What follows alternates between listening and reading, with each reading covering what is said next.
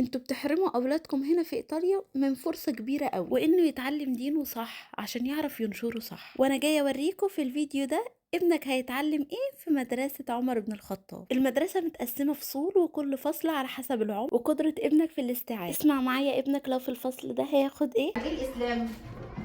الاسلام هو الاستسلام التام لله بالتوحيد. يعني ايه الاستسلام لله بالتوحيد؟ يعني ايه التوحيد؟ التوحيد يعني لا اله الا الله، لا اله، بنفي وجود اله في الكون كله الا الله، لا اله الا الله. اولادنا ايوه احنا جبناهم ايطاليا، بس لازم نعلمهم الدين الاسلامي الصح علشان يعرف يتكلم قدام اي حد عن الدين بتاعه. ابنك هيجي عليه الوقت ونيجي يفسر لك ايات القرآن. إن ربنا عمل فوقنا 7 سماوات. أحسنت.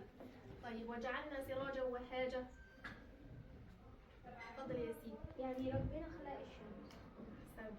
وأنزلنا من المعصرات ماء ثجاجا. يعني السحاب خلاص هينزل منه ميه والنباتات كلها هتطلع.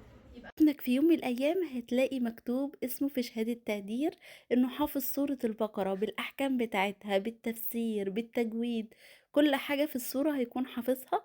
وهما بيبدأوا حفظ سورة البقرة من شهر 10 لشهر 5، بيكونوا مخلصين كل الحاجات اللي فيها. كل واحد لو لقى اسم ابنه يكتب لنا في الكومنتات. وده فصل بقى الكتاكيت الصغيرة. أشهد أن لا إله إلا الله وأشهد أن محمدا رسول الله. الصلاة، إيتاء الزكاة، صوم رمضان وحج البيت، من استطاع عليه سبيلا.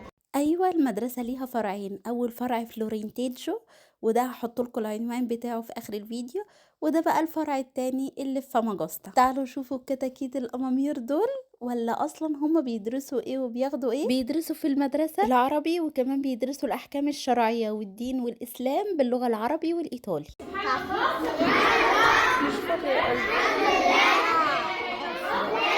مره غلط.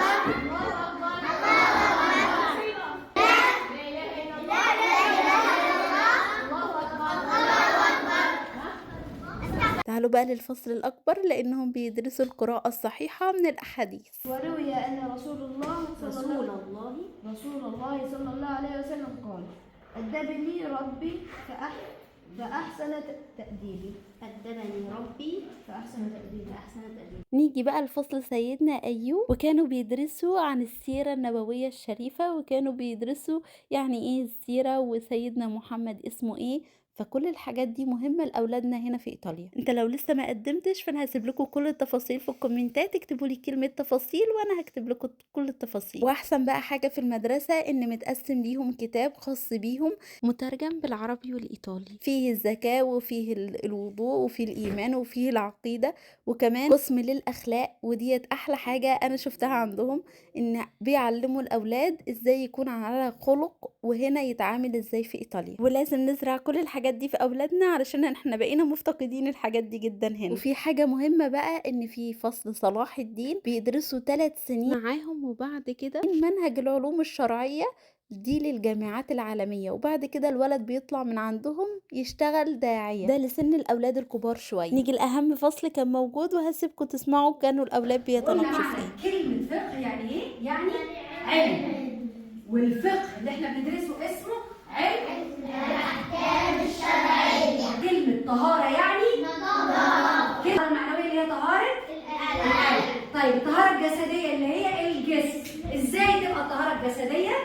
نظافة جسمي مكاني. طيب نجاسات زي ايه؟ ما قولي. ينفعش نلبس ميه فيها حاجه ميته، ما ينفعش ما ينفعش نلبس حد مرجع. متخيلين ان ولادكم هيجوا يقولوا لكم كل الحاجات دي؟ لو كمان هيصلوا كمان جماعة واسمعوا كمان القراءات الصحيحة اللي اولادكم هيجي يقرأوها لكم. الرحمن الرحيم.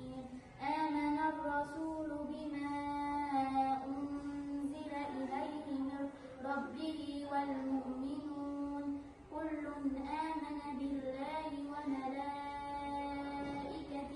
وكتبه ورسله. مستنيين ايه؟ بايديكم انتوا تقدروا تفتخروا باولادكم زي الاولاد دول.